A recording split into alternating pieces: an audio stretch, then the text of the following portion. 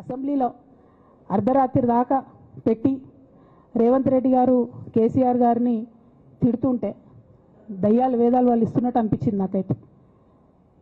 దానికి ఈయన హీరోలాగా ఎదుర్కొన్నాడు, ఈయన 6 అడుగుల బుల్లెట్ అని పార్టీ అంతా ట్వీట్ చేస్తే మరి 6 అడుగుల బుల్లెట్ ఎవరికి గాయం చేస్తుంది? ఎండ్ ఆఫ్ ద డే ఇవాళైతే నన్ను గాయపరిచింది, రేపు రామన్నను గాయపరుస్తారో కేసీఆర్ని గాయపరుస్తారో. జాగ్రత్తగా ఉండండి రామన్న, నేను చెప్పేది ఏం లేదు, జాగ్రత్తగా ఉండండి, కేర్ఫుల్గా ఉండండి. అట్ ద సేమ్ టైం ఈ హరీష్ రావు గారి కారణంగా గమ్మత్ ఏముంటుందంటే, ఒకసారి హంపీకి పోతారు వీళ్ళందరూ, మీ అందరికీ తెలుసు ఆ స్టోరీ. హంపీకి పోయి పాటలు పాడుకుంటారు, మొత్తము చాలా మంది కలిసి కేసీఆర్ గారిని చాలా అవమానకరంగా మాట్లాడతారు, ఒక పార్టీని వెన్నుపోటు పడదామని డిజైన్ చేశారు. ఇదంతా వీరికి తెలుసు, హరీష్ రావు గారికి తెలుసు.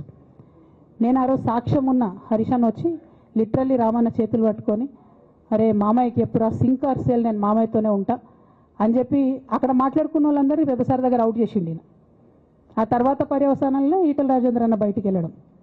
ఈ మహానుభావుడు వల్ల జగ్గారెడ్డి దగ్గర నుంచి మొదలు పెడితే, చెరుకు శ్రీనివాసరెడ్డి ముత్యంరెడ్డి అన్న కొడుకు దగ్గర నుంచి మొదలు పెడితే, రఘునందన్ రావు గారు, మైనంపల్లి గారు, విజయశాంతి గారు, విజయరామారావు గారు, ఆయన పాత పెద్ద ఆయన ఉండే ఈటల రాజేందర్ గారు, వీళ్ళందరూ పార్టీలోకి వెళ్ళి పోయినారు కదా. పోలేదా? ఇవన్నీ హరీషన్న చేసినాయి కాదా? ఆనాడు దుబ్బాక ఉప ఎన్నిక ఎందుకు ఓడిపోయినాం? దుబ్బాక ప్రజలకు ఇప్పటికి కూడా గుర్తుంటుంది.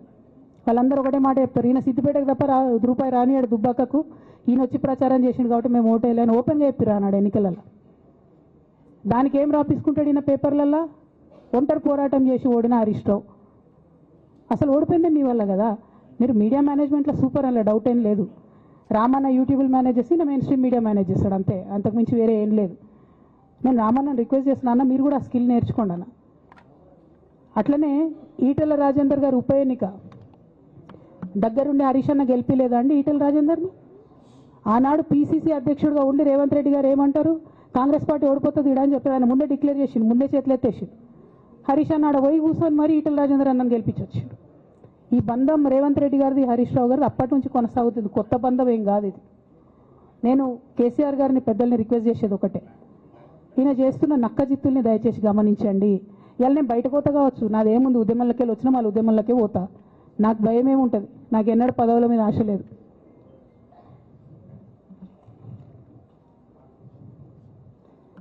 పార్టీ నుంచి వచ్చిన ఎమ్మెల్సీకి స్పీకర్ ఫార్మాట్లో చైర్మన్ గారికి నేను పంపుతా ఉన్నాను రాజీనామా పత్రాన్ని.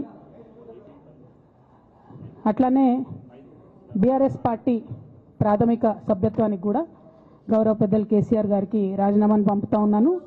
దీన్ని మన రావుల చంద్రశేఖర్ రెడ్డి గారికి తెలంగాణ భవన్కి వారికి నేను పంపుతా ఉన్నాను.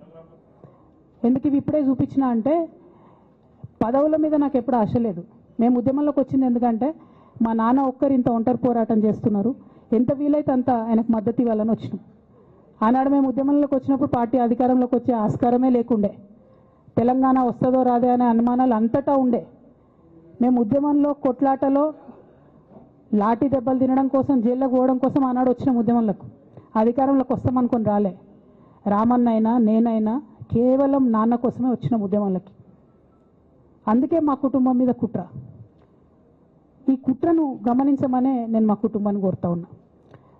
ఇక పెద్దసార్కు నీడలాగా సంతోష్ రావు గారు ఉంటారు.